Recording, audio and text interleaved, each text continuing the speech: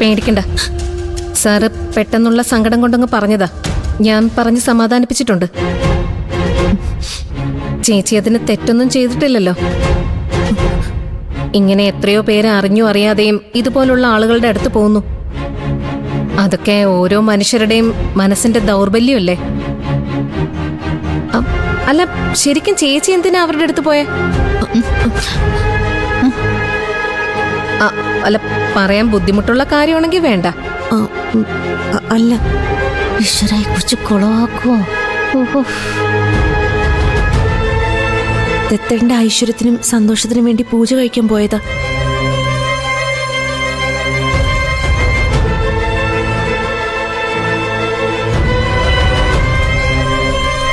എന്നിട്ട് പൂജ കഴിച്ചോ? ഇല്ല മാഡം, അതിനു മുമ്പ് പോലീസ് വന്ന് പിടിച്ചല്ലോ.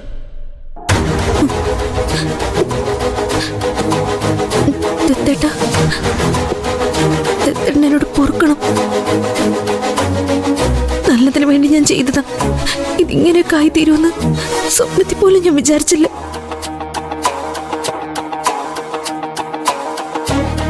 ഇനി ഞാനിത് ആവർത്തിക്കില്ല. തന്നെയാണ് സത്യം. ആവർത്തിക്കാത്ത കാര്യമൊക്കെ അവിടെ നിൽക്കട്ടെ. എനിക്കിതിന് തീരെ വിശ്വാസമല്ല. എന്താ സാർ ഇത്? അവര് പൊയ്ക്കോട്ടെ. ഇനി ആരെങ്കിലുമൊക്കെ അറിഞ്ഞു വന്ന് എന്തിനാ വെറുതെ പ്രശ്നം ഉണ്ടാക്കുന്നേ? എന്റെ മനസ്സോടെയല്ല, സുജാത പറഞ്ഞതുകൊണ്ട് മാത്രം ഞാൻ നിങ്ങളെ ഇപ്പൊ വെറുതെ വിടുക. ഞാൻ പറഞ്ഞു മനസ്സിലായല്ലോ. എന്നാ വേഗം സുജാതയോട് താങ്ക്സ് പറഞ്ഞിട്ട് പോകാൻ നോക്ക്.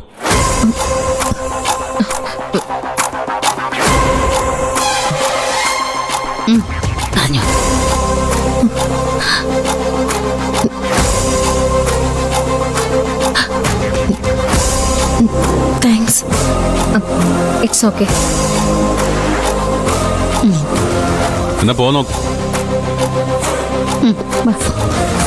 അല്ല സാർ, ഇവരെ വണ്ടിയിൽ കൊണ്ടുവന്ന് വീട്ടിലാക്കാം. മന്ത്രവാദിയുടെ വീട്ടിലേക്കൊക്കെ പോകാൻ വഴി അറിയാവുന്നവർക്ക് വീട്ടിലേക്കുള്ള വഴി അറിയാം. അവരങ്ങ് പോയിക്കോളും. Sir please sir.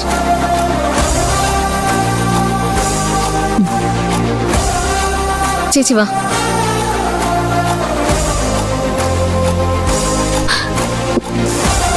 ഓട്ടെത്തിട്ടാ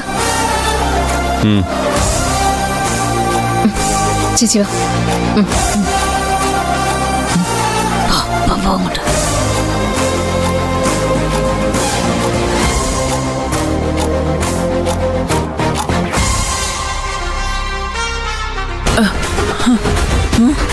മഹാഭാവികളെ, നീയൊക്കെ പോവാണോടി?